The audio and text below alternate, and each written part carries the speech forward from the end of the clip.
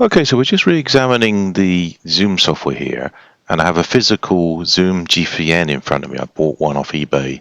I really wanted to see why I can't understand what's happening with the looper, and with the GCE3, there's no physical interface to check things. You've got the software, but obviously we want to try and make it run on a Pi.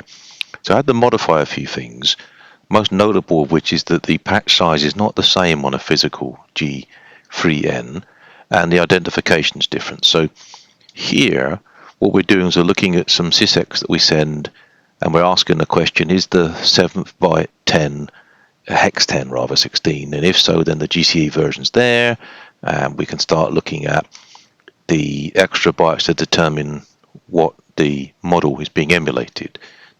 I mean, I need to check whether I can read this direct. Maybe I can, but at the moment I'm just hard coding what's there. Now, what I forgot to add in is, well, what about if we don't get a GCE, GCE3 there? In this case, the G3N, so that should return a 2 in the specific byte here, and now you can see over here that we find the 2. So, hey man, it's a G3N, a physical G3N. It's got 150 patches, and notice the patch size is 736. So if we look here, what we're doing is we're taking Munro's ZPTC decoder, and we're saying, hey, can we make it a specific size, please?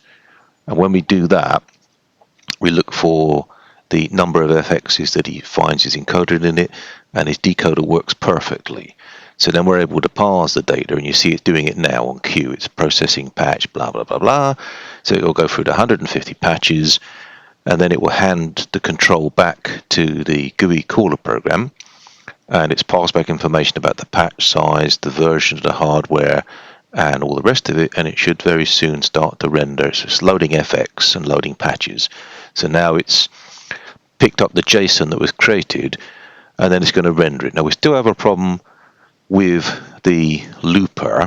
What I mean by that is if we come out of here, oh, and you have to restart the program a few times when you're starting it up. Sometimes it doesn't clear the MIDI buffer properly, and I need to work out why. Anyway, what it's doing, as we knew, it's putting stuff in my pedal, and if we grep for, what's the phrase, exception, that'll do. Oh, hang on.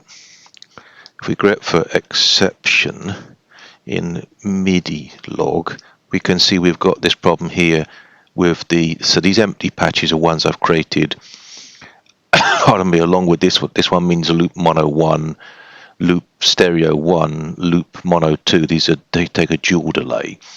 So if we make this a bit wider, hang on, then if we click on the first patch, we can see that it's done something. And in my earphones, you won't be able to hear it. It's definitely changed something really drive there.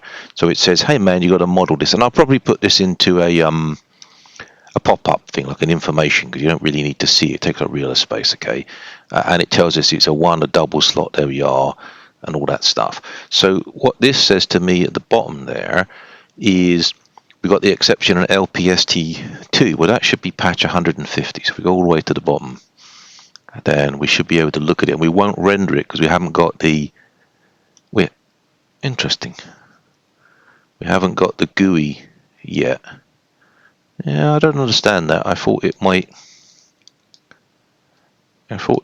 show something different there. Oh, well, it doesn't matter. I mean, one of the standout things on this is there's a really good string patch on here, this string guitar, and this renders it and shows us what it is, yeah.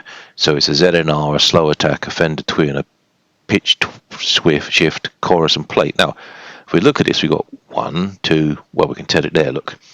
1, 2, 3, 4, 5, 6, 7. So there's 7 effects there, and I think you'll be hard pressed to get that onto a Zoom G1X. But I mean, I have a decent amplifier in reality. I have a Laney Carbar 12, which is not a bad amp for grunge and getting high gain stuff. Yeah, that's good for clean as well. But the main thing is that you can sort of, I'm not saying it's a Fender Twin, I'm just saying you can get that lovely sound, and it does add something to the sound, but not that much. So basically you could take 2 effects off there. You'd have 1, 2, 3, 4, 5, and that would fit on a G1X. So this is probably what I'll try and do, is to work out how to make conversions to patches. But just to show that, we've got some progress here.